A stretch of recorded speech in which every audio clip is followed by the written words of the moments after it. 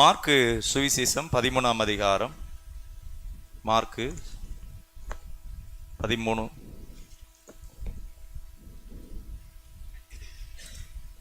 33ஆம் வசனத்திலிருந்து 37ஆம் வசனம் வரை.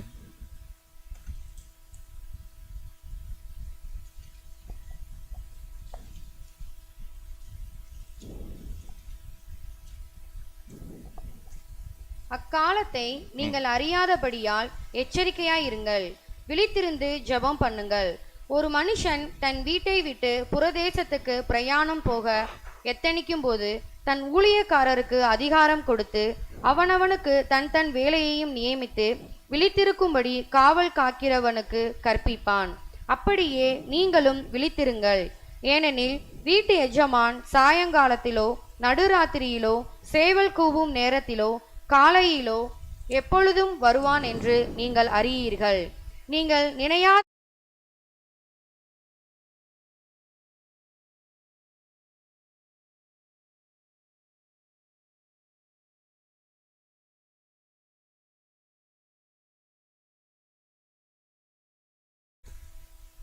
மார்க்கு 13ஆம் அதிகாரம், அதில் 33ஆம் வசனம். அக்காலத்தை நீங்கள் அறியாதபடியால் எச்சரிக்கையாயிருங்கள், விழித்திருந்து. அன்பானவர்களே, கர்த்தருடைய நாமத்திலே இந்த விழித்திருங்கள் அப்படின்னு சொல்றார் ஆண்டவர். ஆண்டுடைய வருகையை குறித்து நாம் இந்த பகுதியில் பார்த்து வருகிறோம். அவர் வரும் முன்பாக என்னென்ன அடையாளங்கள் நடக்கும் என்பதை தியானித்தோம். யுத்தங்கள், ஒரு நாட்டுக்கு விரோதமாக இன்னொரு நாடு யுத்தம், பூமி அதிர்ச்சிகளும் கொள்ளை நோய்களும், இப்படி அநேக காரியங்கள் அங்கு சொல்லப்பட்டிருக்கிறது. 33ஆம் வசனத்திலே அக்காலத்தை நீங்கள் அறியாதபடியால் எச்சரிக்கையா இருங்கள். கடந்த வாரம் பார்த்தோம், ஆண்டவரே என்ன சொல்றாரு, பிதாவுக்கு தான் அது தெரியும் அப்படிங்கிறார். ஒரு இடத்துல அவர் தேவகுமாரனா இருக்கிறாரு, அதே நேரத்தில் அவர் மனுஷகுமாரனாகவும் இருக்கிறார். ஹல்லேலூயா. அவர் ரெண்டு நிலைகள்லையும் அவர் இருக்கிறபடியால் அவர் தம்மை தாமே அவர் என்ன செய்யறாரு, அவர் வெறுமையாக்கி அடிமையின் ரூபம் எடுத்து மனுஷ சாயலானார். ஆண்டவர் அவ்வளோ மகிமையானவர். தம் மகிமையெல்லாம் அடக்கி நமக்காக நம்ம மேல வைத்த அன்பினாலே அவ்வளோ ஒரு தாழ்மையான அந்த ரூபத்தை எடுக்கிறார். ஒருவேளை அடுத்த மாதம் ஆண்டவர் இயேசு வர்றாரு அப்படின்னு வச்சுக்கலாம்.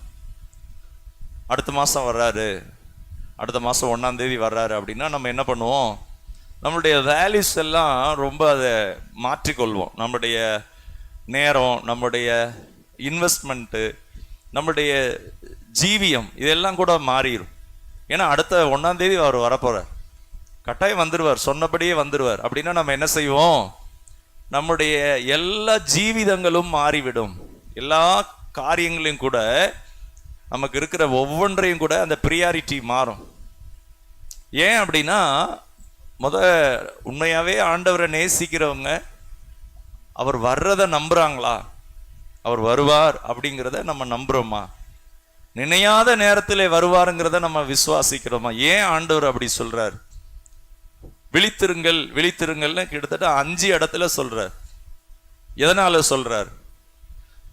அப்போ ஒரு சிலர் நம்ம தமிழ்நாட்டில் கூட ஒரு சில வருடங்களுக்கு முன்பாக செப்டம்பர் மாதம் ஆண்டவர் இயேசு வருவார், இத்தனாம் தேதி வரப்போறார் அப்படின்னாங்க. ஆனால் அவர் வரல. அமெரிக்க தேசத்துலையும் இப்படிலாம் சொல்லியிருக்கிறாங்க 15 வருஷத்துக்கு முன்னாடி. அப்புறம் அந்த டேட் மாறிடுச்சு. அப்புறம் அதுக்கப்புறம் ஒரு 5 வருஷங்க அப்புறம் அப்படி சொல்லிட்டு கடைசி அந்த சொன்ன அந்த ஊழியக்காரர், மன்னிச்சுக்கோங்க, இந்த இது ஆண்டவர் அப்படி தெரியும்படியாக வைக்கல, அது யாருக்கும் தெரியாது, நான் அதற்காக வருத்தப்படுகிறேன் அப்படின்னார். ஸோ அப்போ கடைசி கால அடையாளங்கள் சொல்லி நம்ம அந்த ஆராய்ச்சிக்குள்ளே நம்ம போக வேண்டாம். நியூஸ் பேப்பரில் அல்லது நடக்கிற காரியங்கள் ரொம்ப துல்லியமாக இருக்குது, இப்போ வரப்போகிறாரு, அது நமக்கு தேவையில்லை. ஆனால் எதற்காக ஆண்டவர் அதை மோட்டிவேட் பண்ணுறார்? அப்போ நமக்காக, நம்ம அதெல்லாம் ஆராய்ச்சி பண்ணுறதுக்காக அல்ல, நம்ம ஆயத்தமாக இருக்க, நம் குடும்பம் ஆயத்தமாக இருக்க, நம்மை சுற்றி இருக்கிற ஒவ்வொருவரும் அதற்கு நாம் அவர்களை ஆயத்தப்படுத்த. இப்போ நம்ம ஆயத்தமாக இருக்கணும், நம்ம மிஸ் ஆகிடக்கூடாது. ஒருவேளை யோசிச்சு பாருங்க, இந்த வீட்டில் ஒற்றை அடிக்கும்போது ஒற்றை அடிச்சுட்டு இருந்துட்டு மேலே இருக்கிற தூசியெல்லாம் சரியாயிரும், நம்ம உடம்பெல்லாம் ஒற்றையாக இருக்கும். ஒற்றை அங்கே கிளீன் ஆயிரும், நம்ம என்ன ஆயிடுவோம், நம்ம தூசி ஆயிடுவோம். நம்மளை நம்ம சுத்தம் பண்ணணும். அப்புறம் அது மாதிரி மற்றவங்களெல்லாம் நம்ம சரி பண்ணுறோன்னு சொல்லிட்டு அவங்களுக்கு சொல்லி இவங்களுக்கு சொல்லி நம்ம சுத்தம் இல்லாமல் ஆகிடக்கூடாது, நம்மளையும் சுத்தம் பண்ணணும். ஒற்றை அடித்த உடனே அங்கே இருக்கிற ஒற்றையெல்லாம் நம்ம மேலே தான் என்ன செய்யும், விழும். அது மாதிரி மற்றவங்களை நம்ம சொல்லிடலாம், நம்மளும் நம்மை பாதுகாத்து கொள்ள வேண்டும். அல்லேலூயா. ஆண்டவர் சொல்றார், உன் கண்ணில் இருக்கிற உதிரத்தை முதலாவது எடு அப்படிங்கிற. அப்போ நம்மளை இது பண்ணணும், மற்றவங்களை நம்ம ஆயத்தப்படுத்துறது போல நாமும் ஆயத்தமாக இருக்க வேண்டும். அல்லேலூயா. இப்போ ஒரு வீட்டில் அப்பா அம்மா இருக்கிறாங்கன்னா பிள்ளையை ஆயத்தப்படுத்தணும், அப்பா அம்மாவும் ஆயத்தமாகணும். ஸோ ஆண்டவர் இயேசு இங்கு சொல்றாரு பாருங்க, இப்போ அடுத்த மாதம் வர்றாரு அப்படின்னு உண்மையாகவே நமக்கு தெரியுமானால் நம்ம என்ன செய்வோம், நம்ம ரொம்ப சந்தோஷமாக ஆயத்தமாக இருக்கிறவங்க அதை சந்தோஷமாக எதிர்கொள்வாங்க. நம்மளுடைய வேலை நம்மளுடைய ஒவ்வொன்றையும் கூட அற்புதமாக பிளான் பண்ணிடுவோம், எப்படி பண்ணணும் என்னன்னு. சரி, ஆண்டவருடைய நாமம் மகிமைப்படுவதாக. இங்கு 33ஆம் வசனத்திலே வாசிக்கிறோம், அக்காலத்தை நீங்கள் அறியாதபடியால் எச்சரிக்கையாயிருங்கள், விழித்திருந்து ஜெபம் பண்ணுங்கள். இதே இதுதான் கெத்செமனேயிலே ஆண்டவர் சொல்றார்.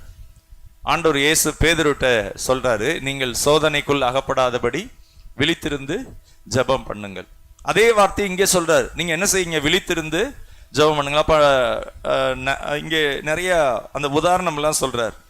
என்ன உதாரணம் சொல்றாரு அப்படின்னா, 2 தெசலோனிக்கேரின் புஸ்தகம் 2ஆம் அதிகாரம், 2 தெசலோனிக்கேரின் புஸ்தகம் 2ஆம் அதிகாரம்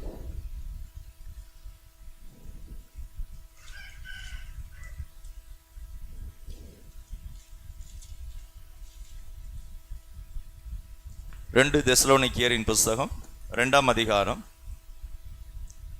அதில் 1ஆம் வசனம், அன்றியும் சகோதரரே, நம்முடைய கர்த்தராகிய இயேசு கிறிஸ்துவின்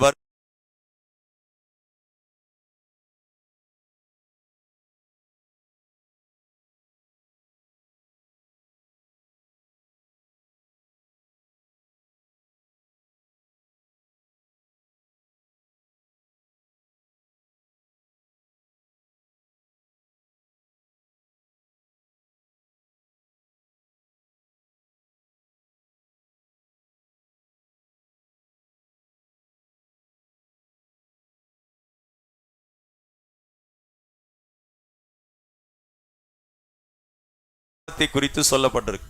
ஆண்டவர் வருகிறதுக்கு முன்பாக அந்தி கிறிஸ்து வெளிப்படுவான். அவனுடைய கிரியைகள் எப்படி இருக்கும், அவன் அப்போ அந்தி கிறிஸ்து அப்படின்னா நம்ம நினைக்கலாம் இன்னும் ரொம்ப நாள் இருக்கு போல அப்படின்னு. ஒருவேளை இப்போ கூட அந்தி கிறிஸ்துவின் காலமாக நடந்துகிட்டு இருக்கலாம், அது யாருக்கும் தெரியாது. அது அடையாளங்கள் இப்படிலாம் இருக்குன்னு சொன்னாலும் கூட நம்ம இந்த நாட்கள் இதுதான் காலம்னு நமக்கு தெரியாம இருக்கலாம். ஆகவே நம்ம விழித்திருந்து நம்ம எச்சரிக்கையாக இருக்க வேண்டும். சரி, இந்த இன்னொரு பகுதியை வாசிக்கலாம். மத்தேயு 24ஆம் அதிகாரம், மத்தேயு 24,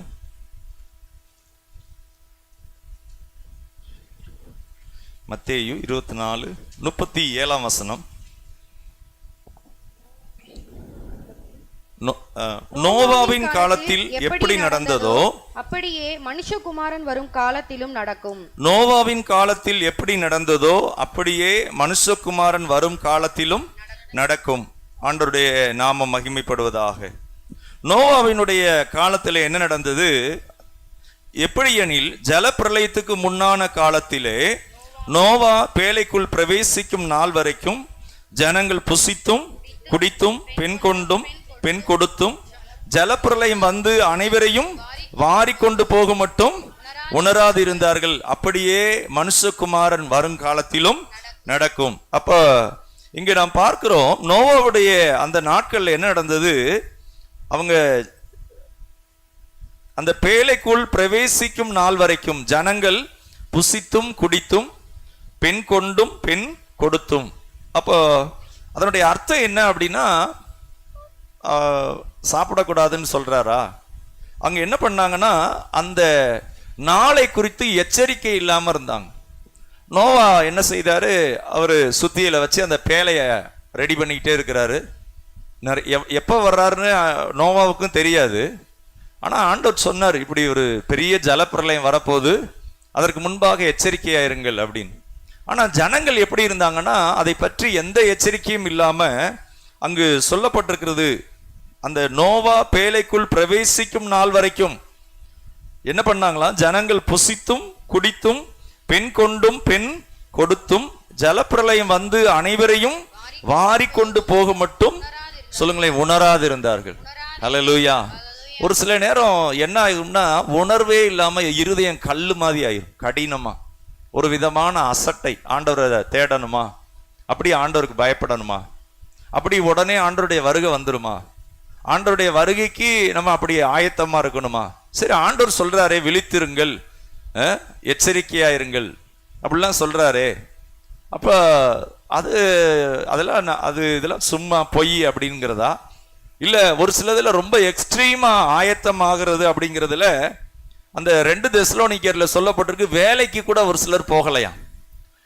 அப்போ பவுல் அப்போஸ்தலர் அதை சொல்றாரு, நீங்கள் என்ன செய்யக்கூடாது, ஆண்டவருடைய வருகை அப்படின்னு சொல்லிட்டு வேலைக்கு போகாம அப்படிலாம் இருக்கக்கூடாது, உங்க வேலையை நீங்க செய்யணும், அதே நேரம் ஆண்டவருடைய வருகைக்கு ஆயத்தமா இருக்கணும்.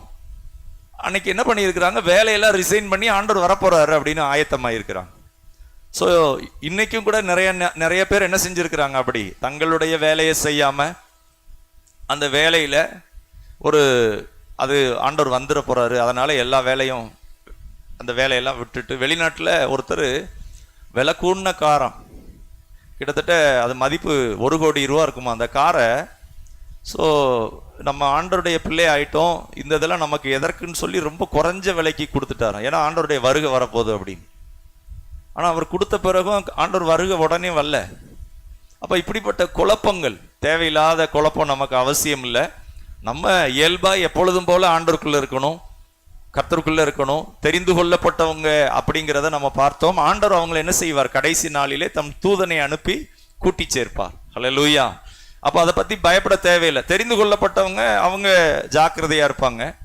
ஆனால் இந்த நோவாவுடைய நாட்களில் ஜனங்கள் அதை பற்றி எந்த விதமான அக்கறையும் இல்லாமல் 40ஆம் வசனத்தில் சொல்லப்பட்டிருக்கு, அப்பொழுது 2 பேர் வயலில் இருப்பார்கள், ஒருவன் ஏற்றுக்கொள்ளப்படுவான், ஒருவன் கைவிடப்படுவான். அப்போ ஒரு வீட்டில் 2 பேரும் அந்த வயல் நிலத்தில் வேலை பார்க்குறாங்க, அதில் 2 பேரும் அந்த வீட்டை சேர்ந்தவங்க தான். ஆனா ஒருவர் ஏற்றுக்கொள்ளப்படுவாங்களாம், ஒருவர் கைவிடப்படுவாங்க. 2 ஸ்திரீகள் எந்திரம் அரைத்து கொண்டிருப்பார்கள், ஒருத்தி ஏற்றுக்கொள்ளப்படுவாள், ஒருத்தி கைவிடப்படுவாள். எல்லாரும் வாசிக்கல 42.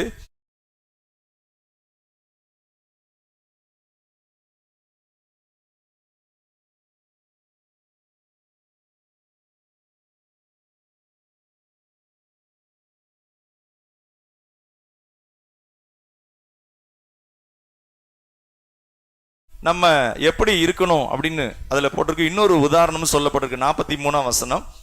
திருடன் இன்ன ஜாமத்தில் வருவான் என்று வீட்டெஜமான் அறிந்திருந்தான் என்று வீட்டெஜமான் அறிந்திருந்தான், அவன் விழித்து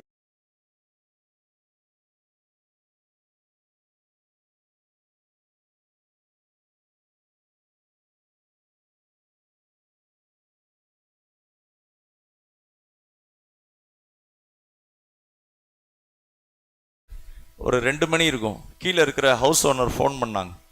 ஃபோன் பண்ணி லைட்டெல்லாம் போட்டு வச்சுருங்க அப்படின்னாங்க. எதுக்குங்க சிஸ்டர் போட சொல்கிறீங்க அப்படின்னு. நீங்கள் அந்த ஜன்னல் வழியாக மெதுவாக பாருங்கள், அந்த ஓட்ட வழியாக ஒரு திருடன் காம்பவுண்டுக்குள்ளே குதிச்சிருக்கிறான்.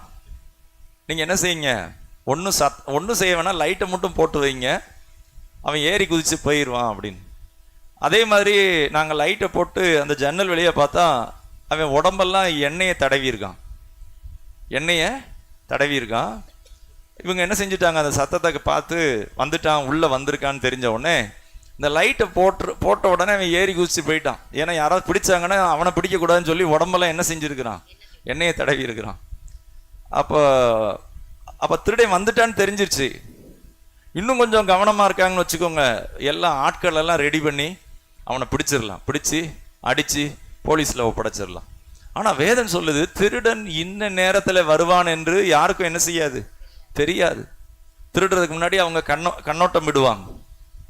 திருடுற நாளையும் நேரத்தையும் யார்ட்டையும் சொல்ல மாட்டாங்க. திடீர்னு வந்து இவங்க நினையாத நேரத்துல எப்ப அசந்து இருக்கிறாங்களோ இப்ப வரமாட்டான் அப்படின்னு நினைக்கிற நேரத்துல, அப்படிப்பட்ட நேரத்துல தான் திருடன் என்ன செய்வான், திருடுவான். அப்ப இங்கே ஆண்டோடைய வருகையும் எப்படி இருக்கும் என்று சொன்னா, இங்கே சொல்லப்பட்டிருக்கு, திருடன் இன்ன ஜாமத்தில் வருவான் என்று வீட்டெஜமான் அறிந்திருந்தால் அவன் விழித்திருந்து தன் வீட்டை கண்ணமிட ஒட்டான்.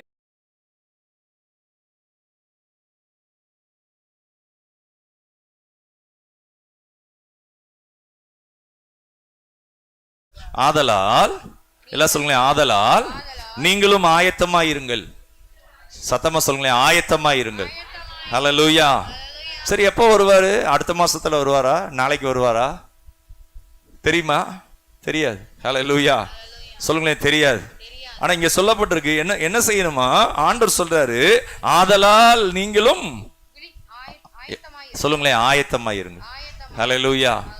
ஆதலால் நீங்களும் என்ன செய்யுங்க, ஆயத்தமாயிருங்கள். அப்ப இங்கு நாம் வாசிக்கிறோம் அடுத்த வசனத்துல, ஏற்ற வேளையில் தன் வேலைக்காரருக்கு போஜனம் கொடுத்து அவர்களை விசாரிக்கும்படி எஜமான் வைத்த உண்மையும்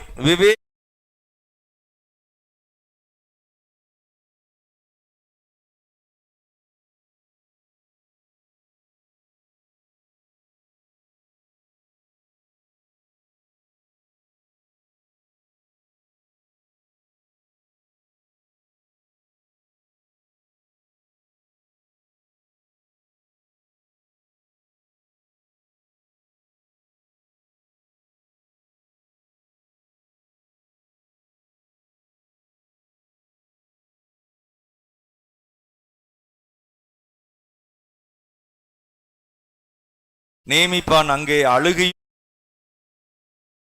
ஹல்லேலூயா. இங்கு ஊழியக்காரன் அப்படின்னு சொல்லப்பட்டிருக்கு.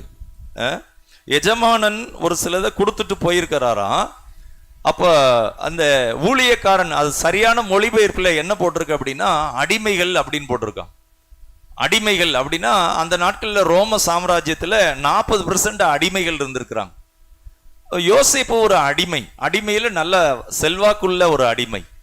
அடிமையா இருந்து அவங்க செல்வாக்குள்ளவங்களா இருக்கிறது, அவங்களுக்கு நல்ல அவங்களுடைய அறிவை அரசாங்கம் பயன்படுத்தி அவங்கள உயர்ந்த ஸ்தானத்துல வச்சிருக்காங்க. யோசேப்பு அந்த தேசத்துல அடிமையாய் விற்கப்பட்டவர். அப்ப அடிமையாய் விற்கப்பட்ட அந்த யோசேப்பை அதுல கேட்டகரி வச்சிருப்பாங்களாம். ரொம்ப செல்வாக்குள்ள அடிமைகள், அவங்களுக்கு ஒரு சில சலுகைகள் கொடுத்திருப்பாங்களாம், அதிகாரம் கொடுத்திருப்பாங்களாம். அப்போ இந்த வேலைக்காரன் அப்படிங்கிறது அங்க சொல்லப்பட்டிருக்கிறது. அங்கு பாருங்க, ஒரு வேலை ஒரு பாஸ், நீங்க வேலை பார்க்குற இடத்துல உங்களுக்கு மேல இருக்கிற அந்த அதிகாரி அவர் அன்னைக்கு சாயந்தரம் 6 மணிக்கு வருவார், காலையில 10 மணிக்கு வேலையை கொடுத்துட்டு போறார், என்னென்ன வேலையெல்லாம் செய்யுங்க அப்படின்னு. ஆனா 6 மணி இருக்குங்கிறதுனால காலையில 10 மணிலேருந்து வேலையே செய்யாம மதியம் சாப்பிட்ற நேரத்துக்கு மேல செய்யலாம் அப்படின்னு அசால்ட்டா சாப்பிட்டுட்டு அப்புறம் மதியத்துக்கு மேல அந்த வேலையை ஆரம்பிக்கலான்னு ஆரம்பிச்சு அவர் 6 மணிக்கு தானே வருவாரு அப்படின்னு இருக்கிறப்ப திடீர்னு 4 மணிக்கு வந்துடுறாரு. எத்தனை மணிக்கு? 4 மணிக்கு வந்துடுறாரு. அப்போ என்னவா இருக்கும் அப்படின்னா, எஜமானன் இல்லை அப்படின்னு சொல்லி இஷ்டத்துக்கு வேலை செய்வது. அதே போல எஜமானன் இன்னைக்கு வரமாட்டாரு அப்படின்னு சொல்லிட்டு வேலையே செய்யாம இருக்கிறது இருக்கு. ஒரு சில இடத்துல இந்த வேலை அப்படிங்கிறதை குறித்து அங்கு நாம் வாசிக்கிறோம். மார்க்கு 13ஆம் அதிகாரத்துல, திரும்ப மார்க்கு 13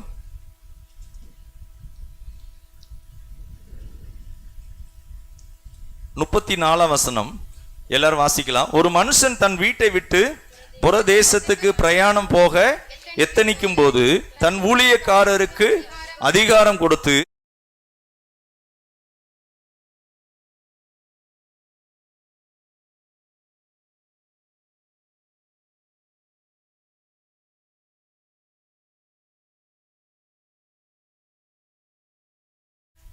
அந்த ஊழியக்காரருக்கு அதிகாரம் கொடுத்து, அந்த அடிமைக்கு அதிகாரம் கொடுத்து அவனவனுக்கு தன் வேலையையும் நியமித்து, அவனவனுக்கு தன் வேலையையும் நியமித்து விழித்திருக்கும்படிக்கு, சொல்லுங்களேன் விழித்திருக்கும்படிக்கு, எல்லாம் சத்தமா சொல்லுங்க, விழித்திருக்கும்படிக்கு. ஹல்லேலூயா. விழித்திருக்கும்படிக்கு அப்படின்னா அதை குறித்து நம்ம இங்க பார்க்கலாம். 2 கொரிந்தியர் 6ஆம் அதிகாரம், 2 கொரிந்தியர் 6ஆம் அதிகாரம் எல்லாரும் எடுத்துக்கொள்ளலாம். 2ஆம் வசனம். அனுக்கிரக காலத்திலே நான் உனக்கு செவி கொடுத்து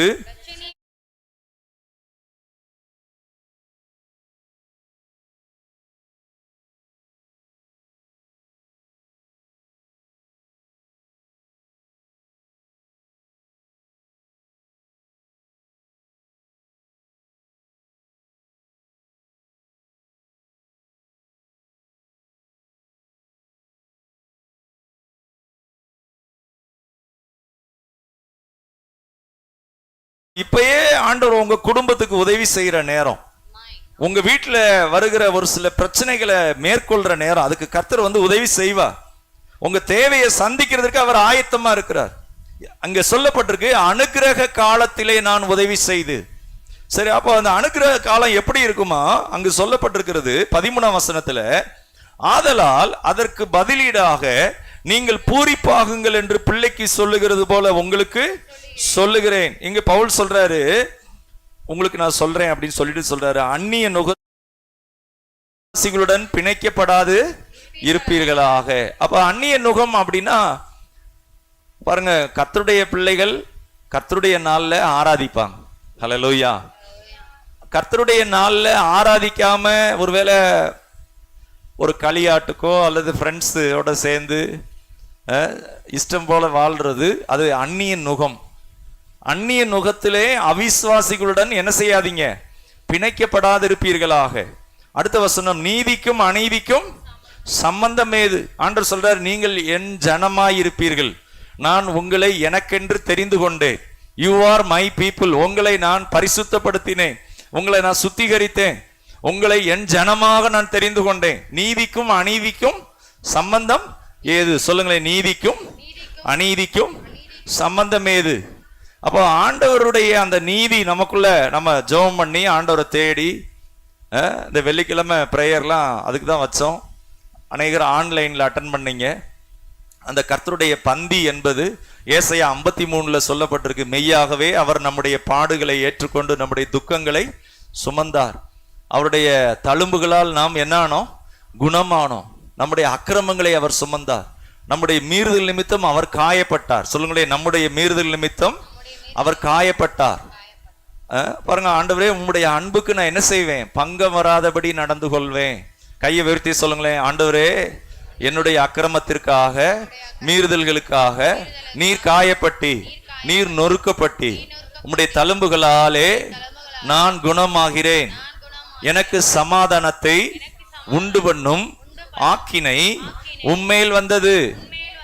ஆண்டவரே உம்முடைய அன்புக்கு நான் பங்கம் வராதபடி என் வாழ்க்கையை ஒப்பு கொடுக்கிறேன். ஹல்லேலூயா. அப்போ ஆண்டவருடைய அன்புக்கு நம்ம என்ன செய்யக்கூடாது, பங்கம் வரும்படி நடக்கக்கூடாது. அந்த அன்புக்கு நம்ம உண்மையா இருக்கணும். ஹல்லேலூயா. ஏன் ஆண்டவர் அப்படி பாடுபட்டா, ஏன் ஆண்டவர் கைவிடப்பட்டா?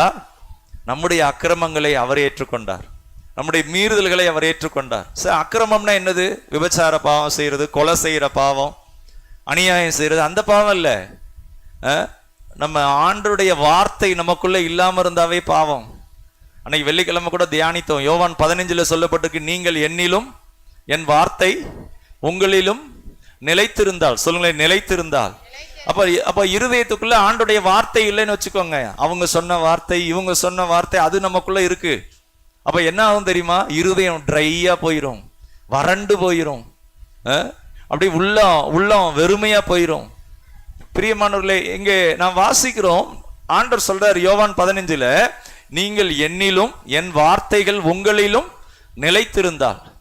அப்ப நமக்குள்ள என்ன இருக்கணும்? ஆண்டோடைய வார்த்தை நிலைத்திருக்கணும். பிள்ளையை குறித்து, குடும்பத்தை குறித்து, நம்முடைய எதிர்காலத்தை குறித்து நாம் ஜெபிக்கும் போது கர்த்தர் எப்படிலாம் வாக்குத்தத்தங்களை நிறைவேற்றுவார். அனுக்கிரக காலத்திலே நான் உனக்கு செவி கொடுத்து, ரட்சணிய நாளிலே நான் உனக்கு உதவி செய்தேன். அப்ப எப்படி இருந்தா உதவி செய்வாரா?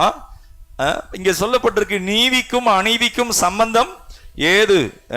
அடுத்த வசனத்துல போட்டிருக்கு, கிறிஸ்துவுக்கும் பேலியாளுக்கும் ஒளிக்கும் இருளுக்கும் ஐக்கியம் ஏது? 2 கொரிந்தியர் 6ஆம் அதிகாரம் 14 15ஆம் வசனம் எல்லாரும் வாசிக்கலாம். கிறிஸ்துவுக்கும்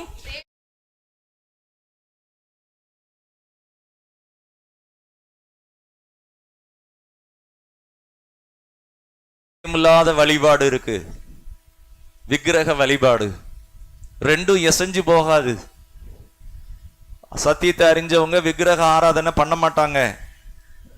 அடுத்த வசனம் சொல்லப்பட்டிருக்கு, தேவனுடைய ஆலயத்திற்கும் விக்கிரகங்களுக்கும் சம்பந்தம் ஏது? சொல்லுங்களேன், தேவனுடைய ஆலயத்துக்கும் விக்கிரகங்களுக்கும் சம்பந்தம் ஏது? அப்ப அந்த விக்கிரகம் அப்படின்னா என்னன்னா, ஒரு சிலர் என்ன பண்ணுவாங்க, தங்களையே விக்கிரகமா வைப்பாங்க. தாங்கள் நினைக்கிறதெல்லாம் சரி, நான் செய்யறதெல்லாம் சரி. இன்னும் ஒரு சிலர் என்ன செய்வாங்க, ஏதோ ஒரு சில மெட்டீரியலை விக்கிரகமா வைப்பாங்க, தங்களுடைய பொருட்களை விக்கிரகமா வைப்பாங்க. இன்னும் ஒரு சிலர் என்ன செய்வாங்க, தேவனுக்கு பிரியமில்லாத வழிபாடு பண்ணுவாங்க. ஆனா இங்கே சொல்லப்பட்டிருக்கு, தேவனுடைய ஆலயத்திற்கும் விக்கிரகங்களுக்கும் சம்பந்தம் ஏது? சொல்லுங்களேன், தேவனுடைய ஆலயத்திற்கும் விக்கிரகங்களுக்கும் சம்பந்தம் ஏது? ரெண்டும் ஒண்ணு ஒத்து போகாது. அப்ப விக்கிரகம்னா என்ன அர்த்தம்? நம்ம மனசுல எதையோ ஒண்ணு நம்ம செய்யறது தான் சரி அப்படின்னு நம்ம நினைச்சு செய்து கொண்டே இருப்போமானால் அதுதான் விக்கிரகம், விக்கிரக ஆராதனை. தேவனுடைய மகிமையை நம்ம எடுக்கிறது. ஒருவேளை கர்த்தர் உங்களை கொண்டு பெரிய காரியம் செய்வாரானால், நிறைய உங்களுக்கு நல்ல மேன்மையானதை கொடுக்குறாருன்னு சொல்லணும். தனியா போய் உட்காந்து மனுஷர் எல்லாம் உங்களை சொல்லுவாங்க, இவ்வளவு நல்லா வந்துட்டீங்களே, இப்படி பெருசா செஞ்சுட்டீங்களே. அப்ப சொல்லணும், ஆண்டவரே இதெல்லாம் உங்களால் வந்த மகிமை, நீங்க கொடுத்த கிருபை ஆண்டவரே, இந்த மகிமையெல்லாம் உமக்கு கொடுக்குறேன் ஐயா. யோசேப்பு சொல்றாரு, சிறைச்சாலையில இருந்து கூட்டிட்டு வந்து கேட்கிறாங்க. என்ன கேட்கிறாங்க? நீ சொப்பனத்துக்கு விளக்கம் சொல்லுகிறவனாமே. உன்னை யோசேப்பு, ஆமா நான் தான் அப்படின்னு சட்டை தூக்கி விட்டுக்கிடல. நான் இப்படிலாம் செஞ்சிருக்கேன் அப்படிலாம் செஞ்சிருக்கேன் அதெல்லாம் சொல்லல. தேவனே மங்களகரமான உத்தரவை உங்களுக்கு அருள்வாராக. சொல்லுங்களேன், தேவனே. ஹல்லேலூயா. யோசேப்பை கேட்டா யோசேப்பு என்ன சொல்றாரு? தேவனே, அவர்தான் உத்தரவு அருள்வார். தானியேலை கேட்கிறாங்க, உன்னை தேவன் தப்புவித்தாரா? அப்ப தானியேல் சொல்றாரு, நான் ஆராதித்த தேவன் என்னை ராஜாவாகி உம்முடைய கைக்கும் சிங்கத்தின் வாய்க்கும் என்னை அவர் தப்புவித்தார். ஹல்லேலூயா. யார் தப்புவித்தா? கர்த்தர். ஹல்லேலூயா. பிரியமானவர்களே, அப்ப ஆபிரகாம் எல்லாவற்றிலும் வெற்றி பெற்று அற்புதமா வர்றாரு. அந்த ராஜா சொல்றான், அவன் ஒரு துன்மார்க்க ராஜா, உனக்கு அது தர்றேன் இது தர்றேன் அப்படிங்கிறான். அந்த ராஜாவிட்ட சொல்றாப்ல ஆபிரகாம், நீ எதுவுமே எனக்கு தர வேண்டாம், நான் தேவனுக்கு நேராக என் கைகளை உயர்த்துகிறேன். ஏன்னா அவன்கிட்ட வாங்கினா அடுத்து திரும்ப துன்மார்க்கன் வந்து அடிக்க வந்துருவான். அயோக்கியன் சோதம் குமார ராஜா, அவனை பத்தி போட்டிருக்க, அந்த தேசம் ரொம்ப கொடூரமா இருந்ததாம், பொல்லாப்பு நிறைந்து காணப்பட்டது. அப்ப ஆபிரகாம் என்ன சொல்றாரு, நீ எனக்கு கொடுக்க வேணாம், கர்த்தருக்கு நேராக என் கைகளை உயர்த்துகிறேன். கர்த்தருக்கு நேராக கைகளை உயர்த்தணும். பாருங்க, இந்த ஊழியத்திலே எத்தனையோ முறைகள் தேவைகள்னு வந்திருக்கு. தேவைகள் வந்த உடனே யார் கொடுப்பாங்க? அம்மா கொடுப்பாங்களா, அப்பா கொடுப்பாங்களா, சொந்தக்காரங்கிட்ட போய் கேட்கலாமா? இந்த ஊர்ல நிறைய சொந்தக்காரங்க இருக்காங்க, நல்ல வசதியான நிலையிலலாம் இருக்கிறாங்க. என்னுடைய சகோதரி கல்யாணத்திற்கு பத்திரிக்கை வைக்கிறதுக்கு அப்படின்னு அத்தனை இடங்களுக்கு போய் வச்சோம். ஆனா ஊழியம் ஆண்டவர் இயேசுன்னு வந்த உடனே இயேசு தான் சொந்தம், கர்த்தர் தான் சொந்தம். அறியாத இடத்துல கர்த்தருடைய பிள்ளைகள் தான் சொந்தம். ஹல்லேலூயா. ஆனா எல்லாவற்றுக்கும் மேலாக கர்த்தரை அடைக்கலமாக ஜெப வீட்டுக்குள்ளே தனியா உள்ள உட்கார்ந்து, ஆண்டவரே நீங்க தான் எனக்கு தரணும், நீங்க தான் என்னை ஆசீர்வதிக்கணும். அண்ணால் ஜெபம் பண்றாங்க, ஆண்டவரே நீங்க எனக்கு கற்பத்தின் கனியை ஆசீர்வதிங்க. அண்ணால் ஆண்டவர்கிட்ட போய் கேட்கிறாங்க, சரியா கேட்கிறாங்க. கர்த்தர் சொல்றாரு, உன்னை நான் ஆசீர்வதிப்பேன். நீ ஆண்டவரிடத்துல கேட்ட விண்ணப்பம் உனக்கு கர்த்தர் அதை அருள்வாராக. பாருங்க, அதே மாதிரி கர்த்தர் சாமுவேலை கொடுக்கிறார். அப்ப குழந்தை எங்க இருக்கு, அதற்கான தடைகள் எங்க இருக்கு, கர்த்தர் தடையை நீக்கிறார். நமக்கு இன்னைக்கு ஒரு தேவை, நமக்கு ஒரு பிரச்சனை, நமக்கு ஒரு போராட்டம் இருக்கு, கர்த்தர் சமூகத்துக்கு போனோமா, கர்த்தரிடத்துல ஜெபம் பண்ணோமா, நேரம் எடுத்து ஸ்தோத்திரம், குடும்பமா ஜெபம் பண்றோமா, தனிப்பட்ட நேரத்துல ஒரு விசுவாசமா ஜெபிக்கிறோமா, கர்த்தர் அந்த ஜெபத்தை கேட்பார். தேவ ஆலயத்துக்கும் விக்கிரகங்களுக்கும் சம்பந்தம் ஏது? பாருங்க, ஆண்டவரை அறியாதவங்க கூட ஒரு ஒழுங்கு இருக்கிறாங்க, ஒழுங்குள்ள ஒரு வாழ்க்கை. நம்ம ஆண்டவரை அறிஞ்ச நம்ம இன்னும் ஒழுங்கோட இருக்கணும். ஒரு பெர்ஃபெக்ஷன், ஆவிக்குரிய ஒரு டிசிப்ளின், ஆவிக்குரிய வாழ்க்கையில நமக்கு நாமே ஒரு ஒழுங்கை உண்டாக்கணும். அடுத்த வசனத்திலே பார்க்கிறோம், 16ஆம் வசனத்திலே அடுத்த பகுதி, நான் அவர்களுக்குள்ளே வாசம் பண்ணி. நான் அவர்களுக்குள்ளே, எல்லாரும் சொல்லுங்களேன், நான் அவர்களுக்குள்ளே வாசம் பண்ணி.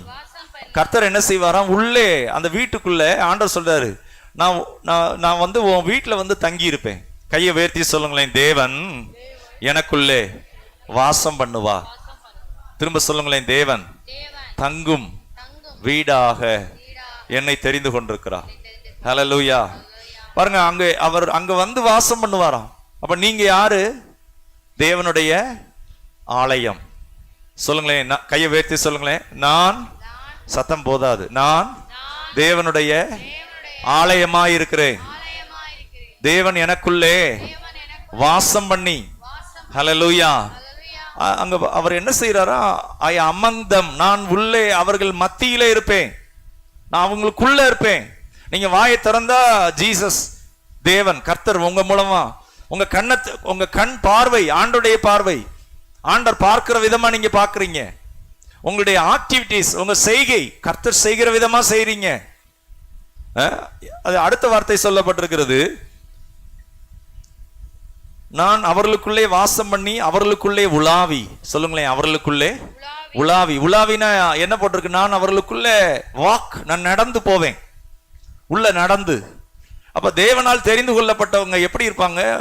அவங்க போகிற இடமெல்லாம் அந்த ஆண்டோடைய பிரசன்னத்தை வெளிப்படுத்துவாங்க. உங்க வீட்டுக்குள்ள அந்த பிரசன்னம் வெளிப்படும். உங்க குடும்பத்துல ஒரு சில தீமை வருதுன்னா முன்கூட்டியே சொல்லுவாரு, நீ எச்சரிக்கையாரு, விழிப்பாரு, கொஞ்சம் ஜெபம் பண்ணு, கொஞ்சம் சாப்பிடாம ஜெபம் பண்ணு, குடும்பமா ஜெபம் பண்ணு, விழித்திருந்து ஜெபம் பண்ணு. ஏன்னா உள்ள வாசம் பண்றார், உள்ள உலாவுறார். அவர் சொல்லுவார், பிசாசு வர்றான், தீமையை கொண்டு வர்றான், எச்சரிக்கையாரு. பாருங்க, பேதுருட்ட சொல்றாரு, நீ சோதனைக்குள்ள அகப்படாதபடி விழித்திருந்து ஜெபம் பண்ணுங்கள். சொல்லுங்களேன், ஜெபம் பண்ணுங்கள். அப்ப என்ன அர்த்தம்? சோதனை வந்துருச்சு. வந்த பிறகு பேதுரு அழுகிறார், ஐயோ மறுதலிச்சிட்டேனே. நல்ல கவனிங்க, நம்முடைய தனிப்பட்ட ஜெப வாழ்க்கை, நமக்கு நாமே ஜெபிக்கணும், நமக்கு நாமே அதை நேசிக்கணும். ஒரு சிலருக்கு எது மேலேயே இன்ட்ரெஸ்ட் இருக்கும், சீரியல், சினிமா, அல்லது செல்போன், அல்லது பைக் ரைசிங், அப்படி வண்டி ஓட்டுறது, அல்லது எது மேலேயோ இன்ட்ரெஸ்ட் இருக்கும். ஆனா நல்ல கவனிங்க, அதெல்லாம் காட்டிலும் நமக்கு நாமே ஆண்டவரை நேசித்து, ஆண்டவரோடு ஒரு நல்ல உறவு, ஆண்டவரோடு நல்ல ஐக்கியம், நம்ம மனசுல ஒருவேளை விசாரங்கள், துக்கம், தாங்க முடியாத வேதனை, அவற்றை இறக்கி வைங்க. அவர்தான் நம்முடைய தேவையை சந்திக்கிறவர், நம்முடைய குறைவை நீக்குகிறவர். அவர்தான் வனாந்திரத்தை வயல்வெளியாய் மாற்றுகிறவர், அவாந்திர வெளிகளை ஆறுகளாய் மாற்றுகிறவர். அவர் வருவார், எல்லா குறையும் மாற்றி விடுவார். பயப்படாதீங்க. ஹல்லேலூயா, ஸ்தோத்திரம். ஆண்டவருடைய நாம மகிமைப்படுவதாக. ஒருவேளை தகப்பனுடைய இடம், தாயுடைய இடம், ஆண்டவரே நான் என்ன செய்வேன்? அவர் உங்களுக்கு தகப்பனா இருப்பார், அவர் உங்களுக்கு தாயா இருப்பார். அவர் வந்து உங்க வீட்டுக்குள்ளே உலாவுவார், உங்கள் மத்தியிலே அவர் வாசம் பண்ணுவார், அமங் தம், உங்க நடுவுல இருப்பார். கையை உயர்த்தி சொல்லுங்களேன், எங்கள் நடுவிலே கர்த்தர் இருப்பார், எனக்குள்ளே. ஹல்லேலூயா. பாருங்க, இந்த யோவான் 15 அது சொல்லப்பட்டிருக்கு, நீங்கள் என்னிலும் என் வார்த்தைகள் உங்களிலும் நிலைத்திருந்தால். சொல்லுங்களேன், நிலைத்திருந்தால். நீங்க நிலைத்திருந்த, ஆண்டவர் சொல்றாரு இப்படி, இந்த வார்த்தைகள் உள்ள நிலைத்திருந்தால் நீங்கள் கேட்டுக்கொள்வது எதுவோ அது உங்களுக்கு செய்யப்படும். இன்னொரு வார்த்தை சொல்லப்பட்டிருக்கு, உங்கள் சந்தோஷம் நிறைவாயிருக்கும்படிக்கு. யோவான் 15:11 ஆண்டவரை சேவிக்கிறப்ப சந்தோஷமா சேவிக்கணும், ரொம்ப சந்தோஷமா ஆண்டவரை மகிமைப்படுத்தணும். அடுத்த வசனம் சொல்லப்பட்டிருக்கிறது, எல்லாரும் வாசிக்கலாம். 16ஆம் வசனம், அவர்கள் என் ஜனங்களாய் இருப்பார்கள்,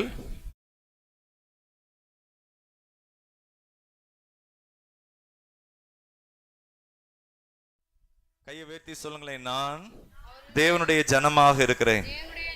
ஹல்லேலூயா. ஆண்டவர் சொல்றாரு, நீங்கள் ஜீவனுள்ள தேவனுடைய ஆலயமாய் இருக்கிறீர்கள். ஹல்லேலூயா. சொல்லுங்களேன், நான் ஜீவனுள்ள தேவனுடைய ஆலயமாய் இருக்கிறேன், சர்வ வல்லவருடைய ஆலயமாய் இருக்கிறேன். ஹல்லேலூயா. எத்தனை பேர் உங்களுக்குள்ள தேவன் வாசம் பண்றதை உணர்றீங்க? ஹல்லேலூயா. உங்களுக்குள்ள அவர் வாசம் பண்ணணும், உங்கள் நடுவில் அவர் உலாவி. பாருங்க, இதுதான் ஆண்டவர் சமூகத்தில் விழிப்பா இருக்கிறது. அடுத்து ஒரு வாக்குத்தத்தம் சொல்றாரு 17ஆம் வசனத்துல, ஆனபடியால் நீங்கள் அவர்கள் நடுவில் இருந்து புறப்பட்டு பிரிந்து போய் அசுத்தமானதை தொடாதிருங்கள் என்று கர்த்தர் சொல்லுகிறார். பாருங்க, ஒரே ஒரு வாரம் வீட்டுல கட்டாயப்படுத்தி ஒரு கல்யாண வீட்டுக்கு கூட்டிட்டு போயிட்டாங்க திருச்சிக்கு. அந்த ஒரு வாரமும் சர்ச்சு, அங்க இருக்கிற சர்ச்சுக்கு போனேன். அப்ப விசுவாசியா இருந்த நாளில சர்ச்சுக்கு போகாத வாரம் கிடையாது. எப்படினாலும் சர்ச்சுக்கு போறதுன்னா எங்க வீட்டுல எல்லாம் சர்ச்சுக்கு போகணும்லாம் அனுப்ப மாட்டாங்க. சர்ச்சுக்கு நான் போறேன்னு தெரிஞ்சா பஸ்ஸுக்கு உரிய காசு, செலவுக்கு வச்சிருக்கிற காசு எதுவுமே இல்லாம ஆக்கி விட்டுருவாங்க. அந்த காசுக்காக உட்காந்து ஜெபம் பண்ணணும். அந்த சர்ச்சுக்கு போறப்ப நிறைய நேரம் ஆராதனையும் முடிஞ்சிரும். எத்தனையோ நாள் உட்காந்து அழுது இருக்கிறேன். ஏன்னா நான் ஒரு பாரம்பரியத்துல இருந்து ஆண்டவர் இயேசுவை தெரிந்து கொண்டு பிறகு ஆண்டவருடைய ஊழியத்துக்கு அழைக்கப்பட்டு, இது எல்லாமே வித்தியாசமா இருக்கும். ஆனா இங்க ஆண்டவர் சொல்றாரு, ஆனபடியால் நீங்கள் அவர்கள் நடுவில் இருந்து புறப்பட்டு பிரிந்து போய், செப்பரேட்டட். மற்றவங்களுக்கு நமக்கு ஒரு வித்தியாசம். நீங்க அதற்காக சுத்திகரிக்கப்பட, பியூரிஃபை, உங்களை ஆண்டவர் வேறு பிரித்து. நல்ல கவனிங்க, ஒரு ஒயிட் ட்ரெஸ்ஸை நல்லா துவைக்கிறீங்க, துவைச்சி அது நல்லா பளிச்சுன்னு இருக்கு. பக்கத்துல கொஞ்சம் தண்ணி அப்படி சகதி மாதிரி கிடக்கு அப்படின்னா ரொம்ப கவனமா அந்த ஒயிட் ஷர்ட் எடுத்துட்டு கொண்டு போய் பாதுகாப்பீங்க. ஏன் அப்படின்னா இதை கஷ்டப்பட்டு துவைச்சி இதை சுத்தம் பண்ணி பாதுகாத்து வச்சிருக்கிறோம். அதே போல நல்ல கவனிங்க, உங்க இருதயத்தை எல்லா காவலோடும் உங்கள் இருதயத்தை காத்து கொள்ளணும். இதுல தேவையில்லாத கவலை, தேவையில்லாத பயம், தேவையில்லாத குப்பை, ஆண்டவருக்குரிய இடத்தை வேற எதுக்குமே கொடுக்க கூடாது. அம்மாவோ அப்பாவோ அல்லது வேற எதுவுமோ தேவனுடைய அந்த இடத்தை எடுக்கக்கூடாது. அது ஒரு விக்கிரக ஆராதனை. தேவனுக்குரிய மகிமையை தேவனுக்கு தான் கொடுக்கணும். ஆண்டவர் எனக்கு கொடுத்த கணவர், ஆண்டவர் எனக்கு கொடுத்த மனைவி, ஆண்டவர் எனக்கு கொடுத்த அம்மா, ஆண்டவர் எனக்கு கொடுத்த அப்பா, ஆண்டவர் தான் எனக்கு கொடுத்தார். ஆண்டவர் தான் என் குறைவை மாற்றுவார். ஆண்டவர் தான் எனக்குள்ளே அவர் வாசம் பண்ணி என்னை பலப்படுத்தி, ஏசாயா 41 சொல்றார், நான் உன்னை பலப்படுத்தி உனக்கு சகாயம் பண்ணுவேன். சொல்லுங்களேன், நான் உன்னை பலப்படுத்தி. ஆண்டவர் சொல்ற, நான் உன்னை பலப்படுத்துவேன், நான் உனக்கு சகாயம் பண்ணுவேன். வேற யாருமே சொல்ல முடியாது. அவர் தான் பலப்படுத்துவார். உங்க குடும்பத்தை பலப்படுத்துவார், உங்களுடைய தனிப்பட்ட வாழ்க்கையில உங்களை பலப்படுத்துவார். நீங்க ஒருவேளை பலவீனமா இருக்கலாம், பேதையா இருக்கலாம், ஆனா கர்த்தர் உங்களை பலப்படுத்துவார். நீங்க ஜெபிக்க ஆண்டவரை தேட ஆண்டவருடைய பலம் உங்க மேல வரும். தாவீது சொல்றார், என் பலனாகிய கர்த்தாவே உம்மில் அன்பு கூறுவேன். ஹல்லேலூயா. கையை உயர்த்தி சொல்லுங்களேன், என் பலனாகிய கர்த்தாவே உம்மில் அன்பு கூறுவேன். பவுல் சொல்றார், என்னை பலப்படுத்துகிற கிறிஸ்துவினாலே. சொல்லுங்களேன், என்னை பலப்படுத்துகிற கிறிஸ்துவினாலே எல்லாவற்றையும், குடும்பத்தை நடத்த, குடும்பத்தை உயர்த்த, குடும்பத்தை மேன்மைப்படுத்த எனக்கு பலன் உண்டு. சொல்லுங்களேன், எனக்கு பலன் உண்டு. ஏன்னா அவர் உங்களை பலப்படுத்துவா. ஹல்லேலூயா. ஒருவேளை குடும்பத்துல குறைவு வந்துருச்சு, என்ன செய்யறது? பயப்படாதீங்க. குடும்பத்தின் நடுவில் இயேசுவை வச்சிருக்கிறீங்க. அவரை கூப்பிடுங்க. காணா ஒரு கல்யாண வீட்டுக்கு அவரை கூப்பிட்டு இருந்தாங்க. அவர் வந்த போது எல்லா குறைவும் மாறினது. குறைவு வருவது நல்லது. ஏன் தெரியுமா? அவரை நம்ம நினைக்க மாட்டோம். குறைவே இல்லைன்னா நான் தான் செஞ்சேன், ஆண்டவர் எங்கெங்க செஞ்சாரு, நான் தான் செஞ்சேன், நான் தான் சம்பாதிச்சேன், நான் தான் எல்லாம் பார்த்தேன். குறை வந்த போது இயேசுவை கூப்பிட்டு பாருங்க. அவர் நிறைவாக்குனா ஒரு நாளும் குறைவாகாது. ஒருவேளை குறைவே வந்தா கூட திரும்ப நிறைவாக்குவார், திரும்ப நிறைவாக்குவார், திரும்ப நிறைவாக்குவார், நிறைவாக்கி கொண்டே இருப்பார். அவர் தான் நிறைவான ஆண்டவர். ஹல்லேலூயா. இங்கு நாம் வாசிக்கிறோம், ஆனபடியால் நீங்கள் அவர்கள் நடுவிலிருந்து புறப்பட்டு பிரிந்து போய் அசுத்தமானதை தொடாதிருங்கள். சொல்லுங்க, அசுத்தமானதை. ஒருவேளை அவிசுவாசியோடு நம்ம சேர்ந்தோன்னு வச்சுக்கோங்களேன், அவங்க என்ன சொல்லுவாங்க? எல்லாமே அவிசுவாசமா பேசுவாங்க, தங்களையே விக்கிரகமா பேசுவாங்க. நான் செஞ்சிருவேன், ஆண்டவரை மகிமைப்படுத்த மாட்டாங்க. நான் பார்த்துருவேன், எல்லாத்துலயும் நான் பெஸ்டா வந்துருவேன், ஆனா ஆண்டுடைய பிள்ளைய சொல்லுவாங்க, கர்த்தருடைய கிருபை என்னை தாங்குது, அவர் கிருபை எனக்கு போதுமானதா இருக்கு, கர்த்தருடைய கிருபையினால நான் உயர்த்தப்படுவேன், என்னை பலப்படுத்துகிற கிறிஸ்துவினாலே எல்லாவற்றையும் செய்ய எனக்கு அந்த அந்த பலவீனத்துல கர்த்தரை மேன்மைப்படுத்துவாங்க. அவர் எனக்கு அடைக்கலம், அவர் என் தஞ்சம், அவர் என் கோட்டை, நான் அவரை நம்பி இருக்கிறேன். பாருங்க, அதான் சொல்லப்பட்டிருக்கு, அசுத்தமானதை தொடாதிருங்கள் என்று கர்த்தர் சொல்லுகிறார். பாருங்க, கோலியாத்துக்குள்ள இருந்த பலம் என்ன பலம் அப்படின்னா, அவன் தான் மேல வச்சிருக்கிற நம்பிக்கை. இத்தனை பேரை கொண்டிருக்கேன், இவ்வளவு அப்படி பெரிய ஆளா இருக்கிறான். ஆனா தாவீதுக்குள்ள இருந்த பலம் சேனைகளின் கர்த்தர், கர்த்தருடைய நாமம், கர்த்தரை குறித்த அறிவு.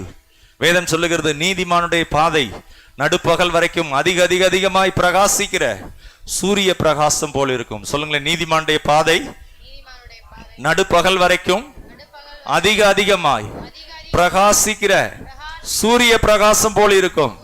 ஹல்லேலூயா.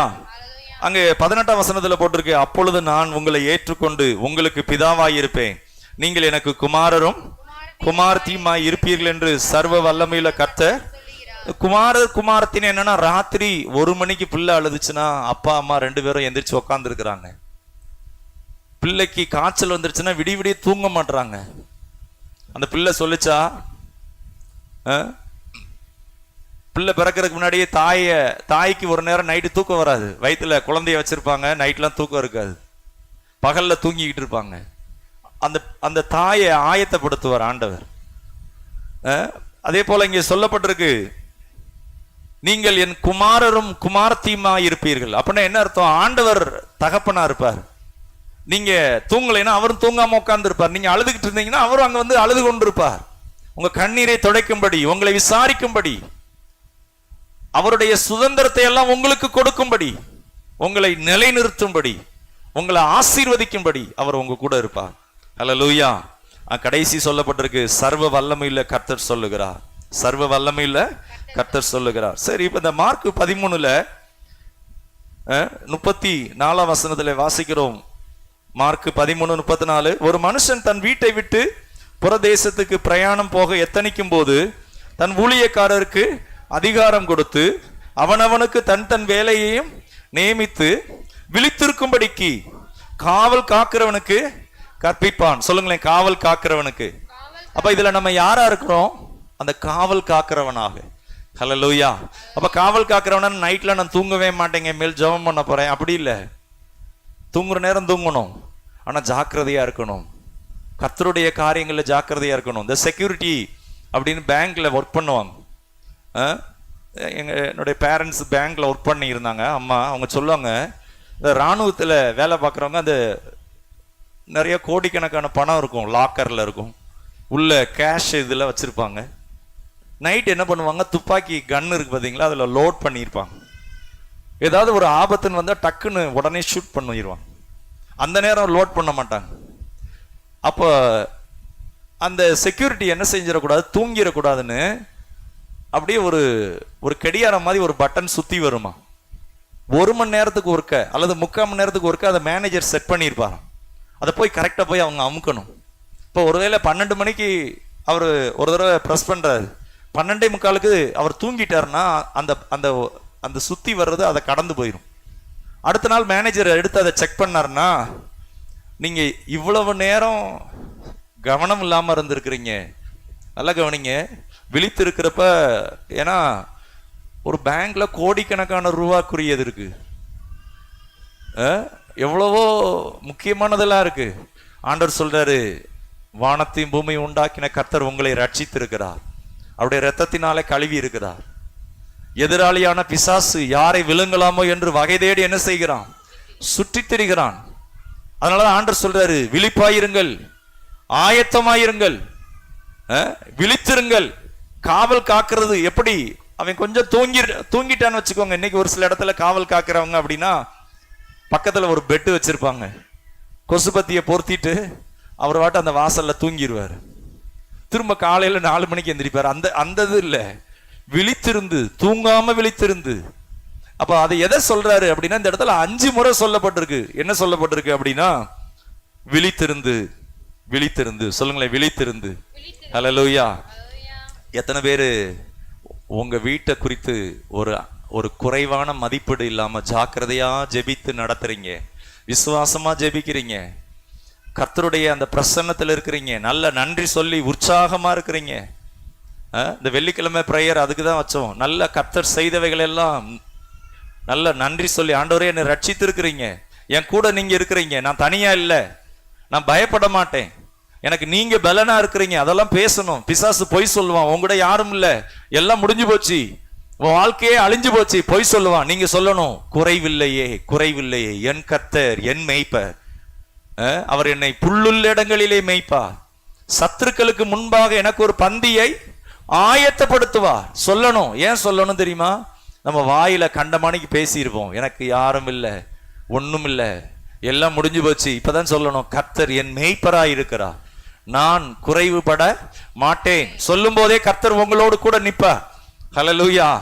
அதாவது பாருங்க, இன்னொன்னு நல்ல சந்தோஷமா களி கூறணும், நல்லா ஸ்மைலிங்கா இருக்கணும், சிரிக்கணும். ஏன் அப்படின்னா பிசாசு அப்பதான் வெக்கப்படுவான். நீங்க ஒடுங்கி பயந்து நடுங்கி ஏதோ பறி கொடுத்தது போல இருந்தா அவன் உங்களை பார்த்து சந்தோஷப்படுவான். அப்பா ஒரு வழியா ஒடுக்கியாச்சு, ஒரு வழியா இவங்களை மனசை காயப்படுத்தி செயலற்று போக பண்ணியாச்சு. நல்லா கவனிங்களே, இந்த யுத்த காலத்துல காயம் ஆயிட்டா அவங்களால ஓட முடியாது. இன்னொன்னு, இந்த கண்ணு இருக்கு பாத்தீங்களா, இந்த கண்ணை காயப்படுத்திட்டா எதையுமே பார்க்க முடியாது. ஆவிக்குரிய பிரகாரமா நம்ம கண்ணு இந்த நல்ல சந்தோஷத்தில் இருக்கணும், அந்த ரட்சிப்பின் சந்தோஷத்தில் இருக்கணும். கர்த்தர் என்னை தெரிந்து கொண்டிருக்கிறார், அவர்தான் இந்த குடும்ப வாழ்க்கையை ஏற்படுத்தி இருக்கிறார், அவர் என்னோடு இருக்கிறார், என் தனிப்பட்ட தேவைக்கு நான் அவரை நம்பி இருக்கிறேன். அந்த பார்வை, ஸ்தோத்திரம், எல்லாம் கண்ணில் நம்ம பார்த்து விசுவாசிக்கிறதுல குறைவின் மத்தியில கர்த்தர் நிறைவாக்குவா. ஹல்லேலூயா. பாருங்க, ஆடு மேய்க்கிற தாவீத கர்த்தர் ராஜாவாக அபிஷேகம் பண்ணார். உடனே ராஜாவாகல, அபிஷேகம் பண்ண பிறகு எதிரிகள் மத்தியில சவுல் என்கிற அந்த ராஜாவே எதிரியா இருக்கிறான், அதன் மத்தியிலே பழக்க வைக்கிறாரு. அடுத்து எத்தனையோ எதிரிகளை சந்திக்கிறாரு, ஒவ்வொன்றிலையும் ஜெயம் பெறாரு. ஜெயிச்சு ஜெயிச்சு ஒரு நாள் அந்த தேசத்துக்கு சமஸ்த இஸ்ரவேலுக்கு ராஜாவாக மாறுகிறார். ஹல்லேலூயா. சங்கீதம் 18 சொல்றாரு, என் கைகளை போருக்கும் என் விரல்களை யுத்தத்திற்கும் படிப்பிக்கிற கண்மலையாகிய கர்த்தருக்கு ஸ்தோத்திரம். பாருங்க, உங்களை கர்த்தர் ஏதோ ஒரு சில காரியங்கள்ல படிப்பிப்பார். உங்களை அங்க வச்சு அப்படியே ஒரு சிலது கஷ்டமா இருக்கும், உபத்திரவமா இருக்கும், நெருக்கடியா இருக்கும், ஆனா ஏதோ ஒண்ணு படிப்பிக்கிறார். உங்களை ஒரு பெரிய உயர்ந்த நிலைக்கு கொண்டு போக போறார், ஒரு நல்ல மகத்தான ஸ்தானத்துக்கு கொண்டு போக போறார். ஆனா போறதுக்கு முன்னாடி தாவீது சொல்றாரு, என்னை படிப்பிக்கிறார் கர்த்தர், உங்களையும் கர்த்தர் படிப்பிப்பார். ஹல்லேலூயா. கர்த்தர் விழித்திருங்கள், ஜாக்கிரதையா இருங்க, எப்பொழுதும் ஆயத்தமா இருங்க அப்படின்னு சொன்னா என்ன அர்த்தம் தெரியுமா? உங்களை கர்த்தர் இயேசுவை பிதாவானவர் உயர்த்தினது போல உங்களையும் கர்த்தர் உயர்த்த போகிறார். ஹல்லேலூயா. அவரை உன்னதங்களிலே உட்கார வைத்தது போல கர்த்தர் இந்த பூமியிலே உங்களை உயர்ந்த ஸ்தானத்திலே உட்கார வைப்பார். இந்த வசனத்தை வாசித்து நாம் முடிக்கலாம். 35 வசனம், அப்படியே நீங்களும், மார்க் 13:35 எல்லாரும் எடுத்துக்கொள்ளலாம். அப்படியே நீங்களும் விழித்திருங்கள், ஏனெனில் வீட்டெஜமான் சாயங்காலத்திலோ நடுராத்திரியிலோ சேவல் கூவும் நேரத்திலோ காலையிலோ எப்பொழுது வருவான் என்று நீங்கள் அறியீர்கள். பாருங்க, எல்லாம் சொல்லுங்களேன், விழித்திருங்கள். சத்தமா சொல்லுங்களேன், நீங்களும் விழித்திருங்கள். திரும்ப ஒரு முறை சொல்லுங்க, நீங்களும் விழித்திருங்கள். பாருங்க, அடுத்த 36 சொல்றாரு, நீங்கள் நினையாத வேளையில் அவன் வந்து உங்களை தூங்குகிறவர்களாக கண்டுபிடியாதபடிக்கு விழித்திருங்கள். 37 எல்லாரும் வாசிக்கலாம் சத்தமாக. நான் உங்களுக்கு சொல்லுகிறதை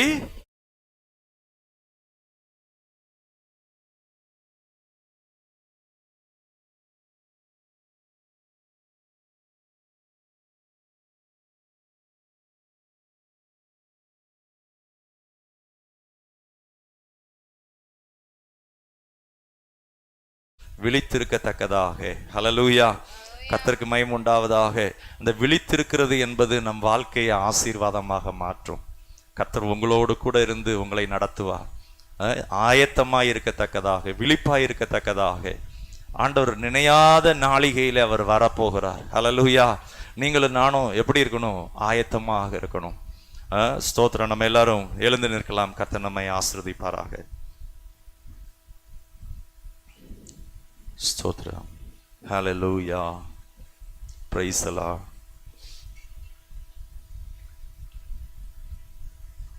எல்லாரும் கரங்களை உயர்த்தி நம்ம ஆயத்தமா இருக்கிறோமா, விழிப்பா இருக்கிறோமா? ஆண்டவர் சொல்றாரு, அங்க காவல் காக்கிறவனை சொல்லிட்டு அப்படியே சொல்றாரு, நீங்களும் விழித்திருங்கள். பக்கத்துல இருக்கிறவங்கள பார்த்து சொல்லுங்களேன், நீங்களும் விழித்திருங்கள். ஹல்லேலூயா. 36 சொல்லப்பட்டிருக்கு, உங்களை தூங்குகிறவர்களாக கண்டுபிடியாதபடிக்கு. தூங்குகிறவர்கள்லாம் நிறைய கவலை, தேவையில்லாத பயம், ஆண்டவர் மேல வைக்கிற நம்பிக்கைய எது மேலேயாவது வச்சிருது, மனுஷர் மேல அல்லது அப்பா மேல அம்மா மேல, அல்லது ஆண்டவர் மேல வைக்கிற நம்பிக்கைய பணத்து மேல, தாம் பலத்தின் மேல. அப்பதான் என்ன வரும்னா ஒரு விதமான தூக்கம், ஒரு விதமான சோர்வு. என்ன செய்ய போறோம்னு தெரியலையே. ஆனா ஆண்டவர் சொல்றாரு, நான் உங்களுக்கு சொல்லுகிறதை எல்லாருக்கும் சொல்லுகிறேன், விழித்திருங்கள் என்றார். ஹல்லேலூயா. கரங்களை உயர்த்தி ஸ்தோத்தரிப்போமா? ஸ்தோத்திர ஆண்டவரே. ஆண்டவரே, நாங்களும் சோதனைக்குள்ள அகப்படாதபடி விழித்திருக்கத்தக்கதாக. ஓ ஹல்லேலூயா. கொஞ்ச நேரம் அப்படியே ஸ்தோத்தரிப்போமா? ஹல்லேலூயா. ஓ நன்றி ஆண்டவரே, ஸ்தோத்திரம் அப்பா. யெகோவா ஈரே, எனக்கெல்லாம் நீரே, என் தேவை எல்லாம் சந்திப்பீ. சேர்ந்து பாடலாமா?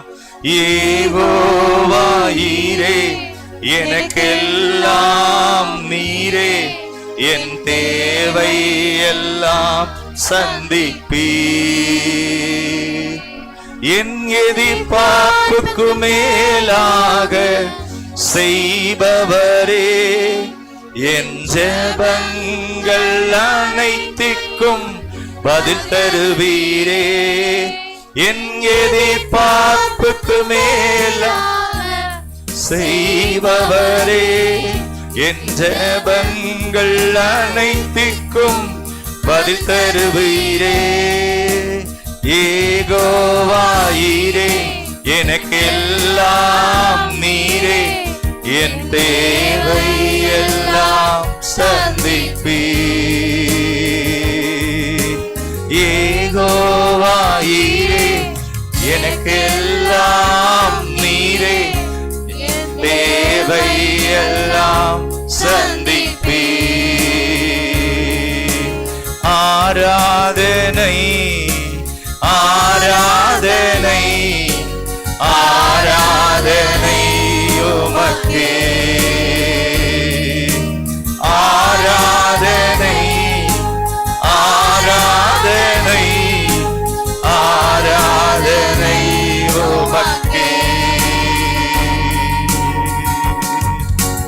ஒவ்வொரு நாளும் அதிசயம் போஷித்தீரே,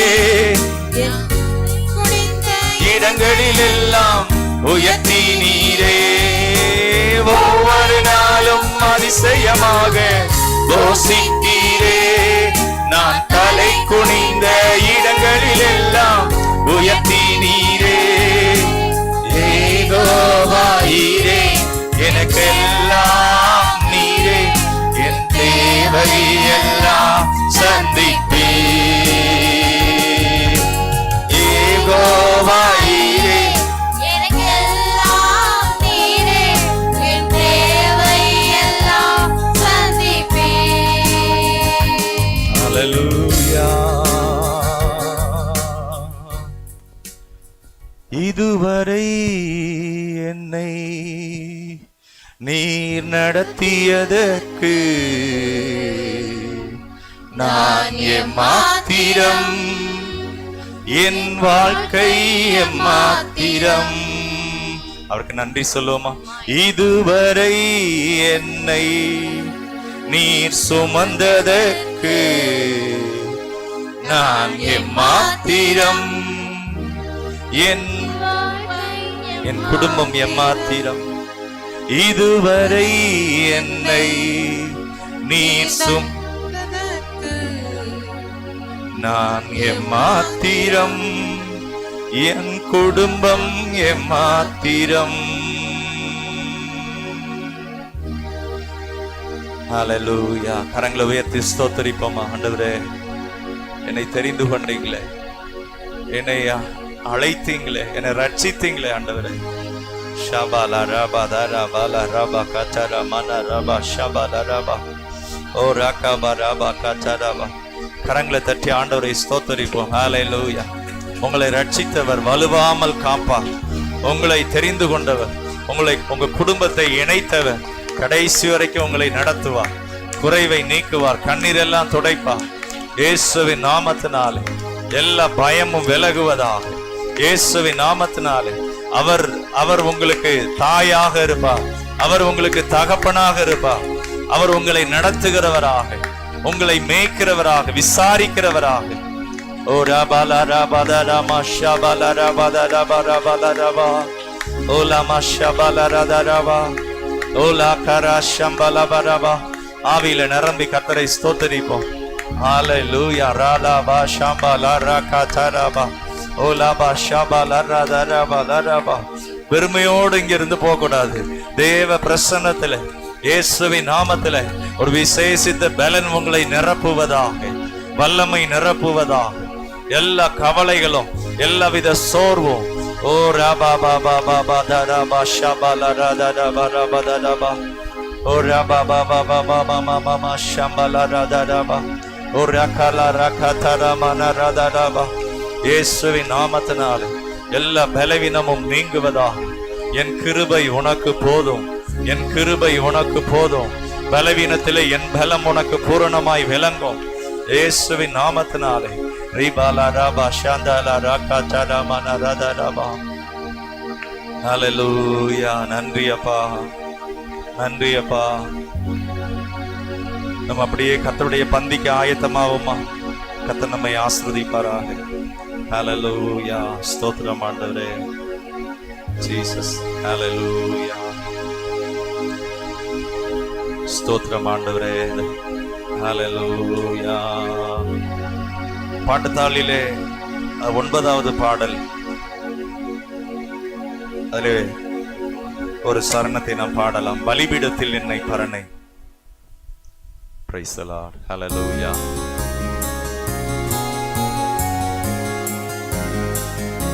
Oh Jesus. பலிபீடத்தில் என்னை பரணை படுக்கிறேனே இந்த வேளை, அடியேனை திருச்சித்தம் போல ஆண்டு நடத்திடுவே. அடியேனை திருச்சித்தம் போல ஆண்டு நடத்திடுவே. கல்வாரி அன்பினையே கண்டு விரை நாடி வந்தே. கல்வாரியின் அன்பினையே கண்டு விரை ஓடி வந்தே. கழுவும் திருரத்தத்தாலே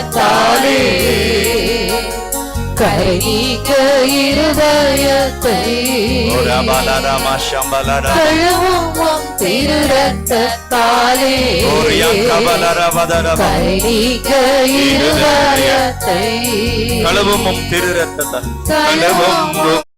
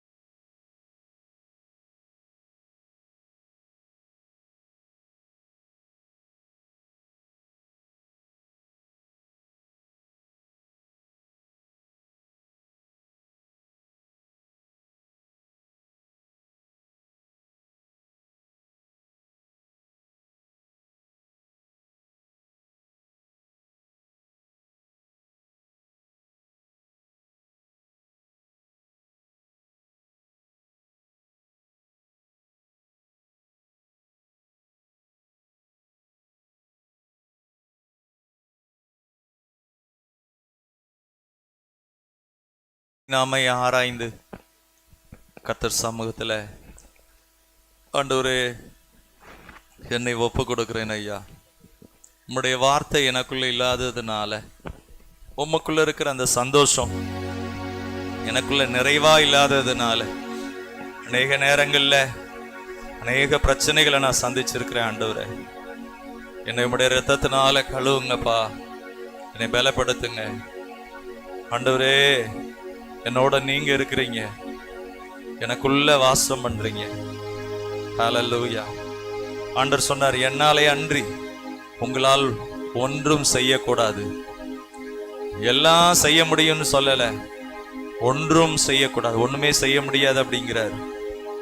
ஹல்லேலூயா. இன்னைக்கு நிறைய நேரம் நாம நிறைய காரியங்களை செய்யறோம், மற்றவங்க சொல்றதெல்லாம் செய்யறோம். அதனால நம்ம வாழ்க்கையில தேவையில்லாத பயம், மற்றவங்களுக்காக ஒரு சில சடங்காச்சார காரியங்களை செய்யறோம். ஆண்டவரே உங்களுடைய இரத்தத்தினால என்ன பரிசுத்தப்படுத்துங்கப்பா. இந்த பந்தி எனக்கு ஒரு ஆசீர்வாதமாக, எனக்கு ஒரு அற்புதத்தை செய்யத்தக்கதா, என் வாழ்க்கையில இருக்கிற குறைவெல்லாம் நீங்க தக்கதா, நீங்க என்னை பலப்படுத்துங்கப்பா. ஹல்லேலூயா. கரங்களை உயர்த்தி எல்லாரும் ஆண்டவரை ஸ்தோத்தரிப்போமா. ஸ்தோத்திரம் ஆண்டவரே, ஸ்தோத்திரம் அப்பா. நான் உங்களுக்கு ஒப்புவித்ததை கர்த்தரிடத்தில் பெற்றுக்கொண்டேன்.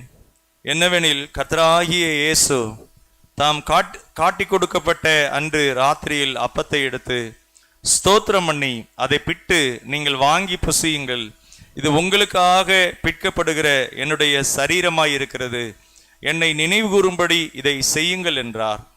போஜனம் பண்ணின பின்பு அவர் அந்தபடியே பாத்திரத்தையும் எடுத்து, இந்த பாத்திரம் என் இரத்தத்தினாலாகிய புதிய உடன்படிக்கையாயிருக்கிறது, நீங்கள் இதை பானம் பண்ணும் போதெல்லாம் என்னை நினைவு கூறும்படி இதை செய்யுங்கள் என்றார்.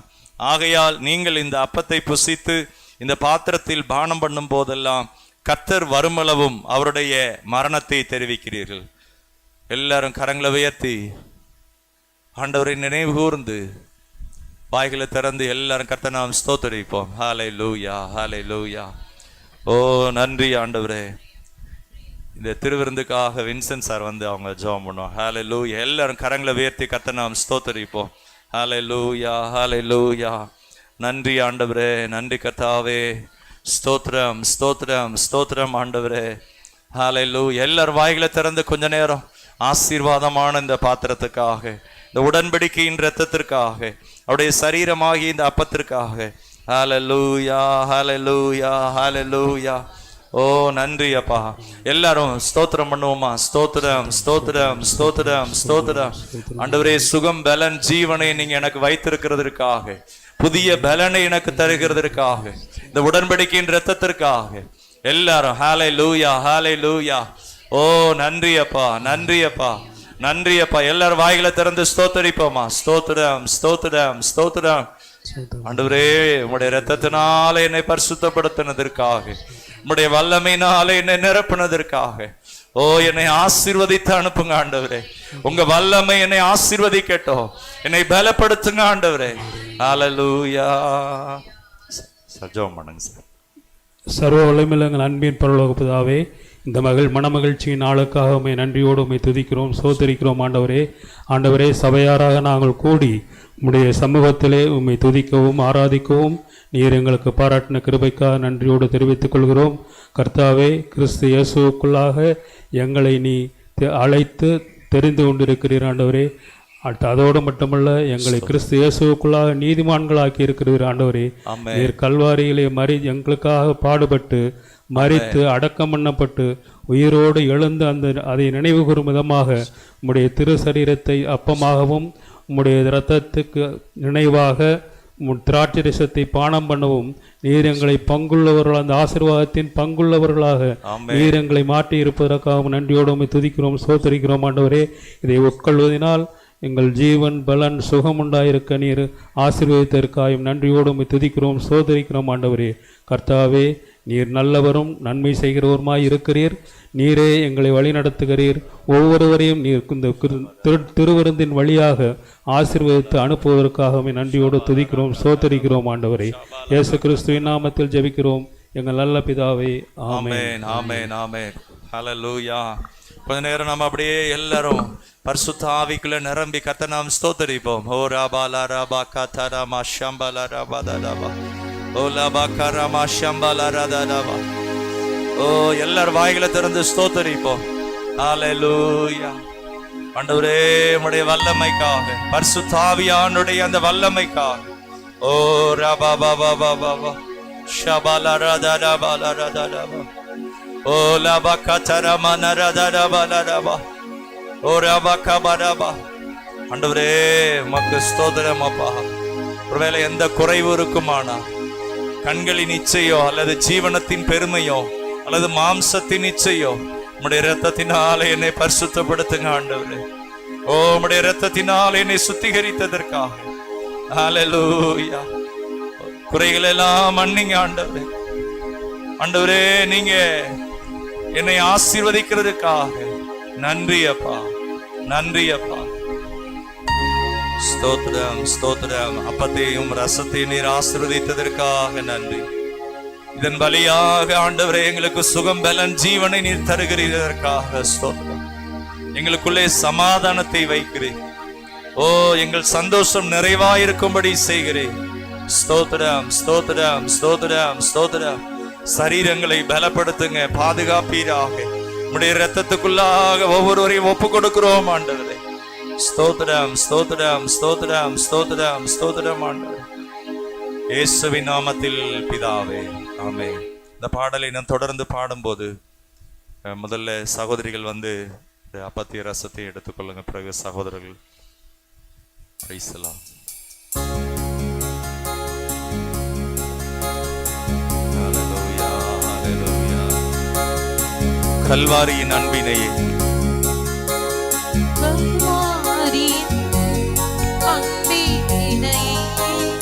கண்டு விரைந்தோடி வந்தே கல்வாரியின் அன்பினையே கண்டு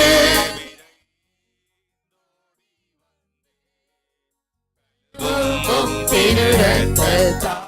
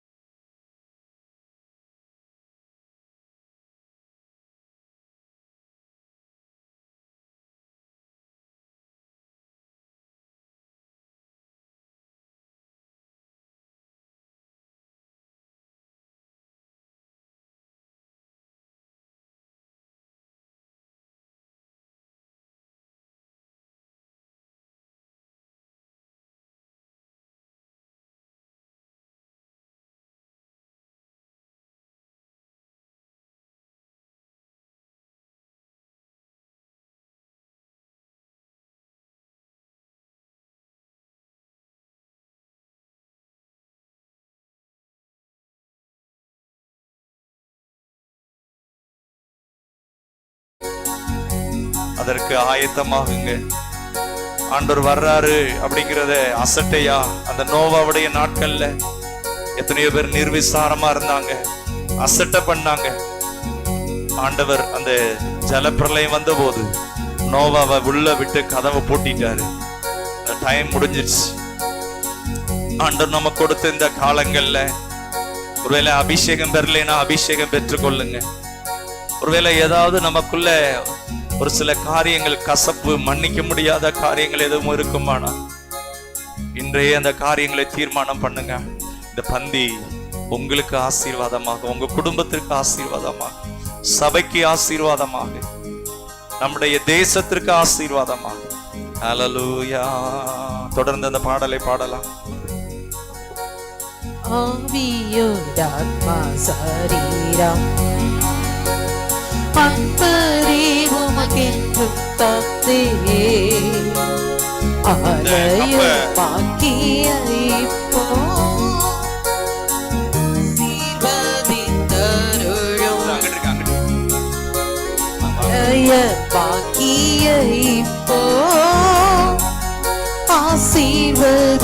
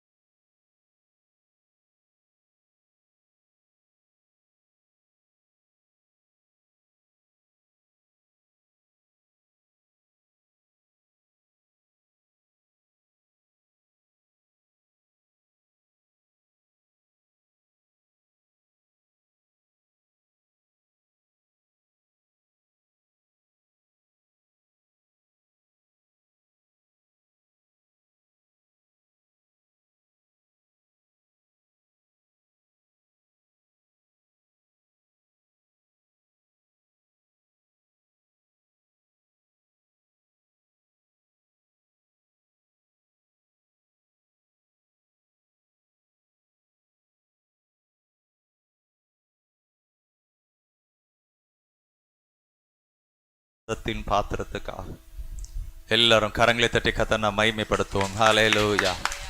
எல்லாரும் நல்ல சந்தோஷமாக ரிபாலா ராபா ஷாபாலா ராபா ஓ லபா கவா ராபா எல்லாரும் கரங்களை தட்டி கர்த்தரை நாம் ஸ்தோத்திரிப்போம் இயேசுவின் நாமத்தினால்.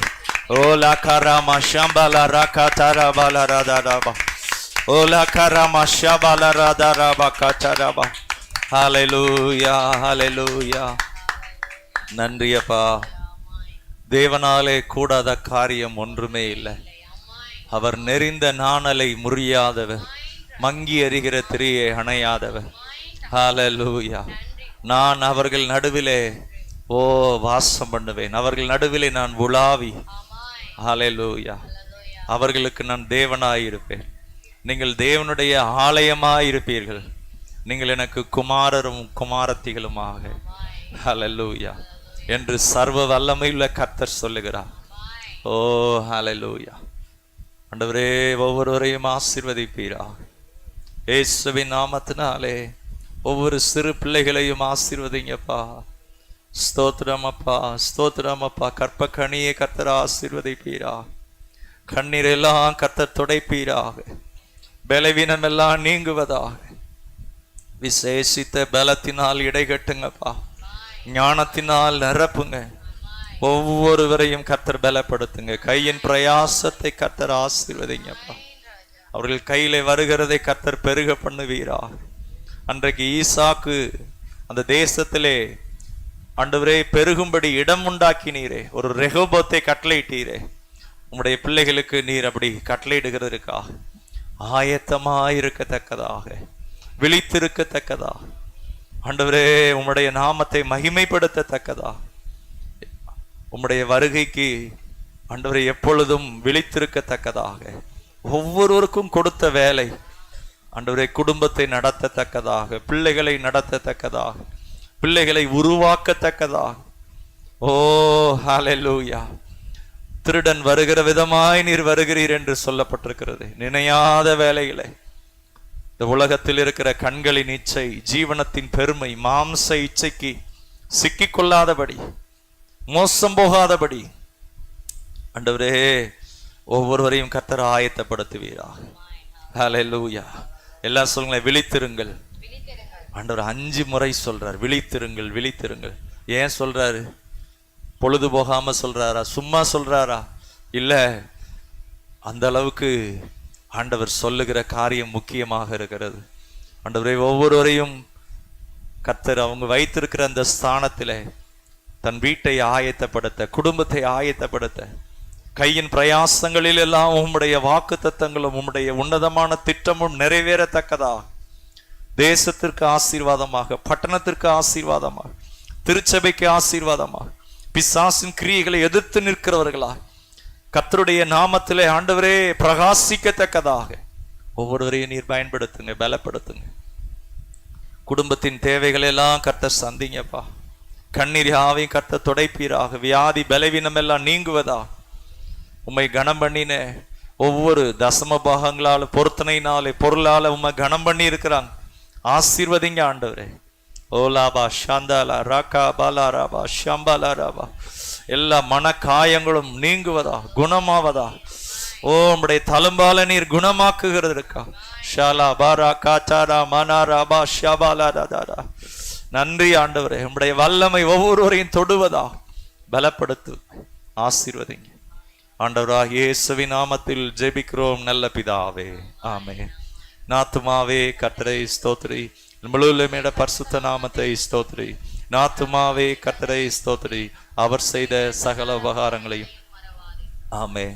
நம்முடைய கர்த்தராகிய இயேசு கிறிஸ்துவின் கிருபையும், பிதாவாகிய தேவனுடைய அன்பும், பரிசுத்த ஆவியானவருடைய அன்னைய ஐக்கியமும், வழிநடத்தலும், சமாதானமும், ஆறுதலும் நம் அனைவரோடும் இன்றும் என்றும் சதா காலம் இருப்பதாக.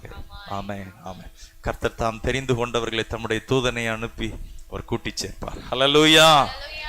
ஸ்தோத்திரம். கர்த்தர் தாமே உங்களை ஆசீர்வதிப்பார்.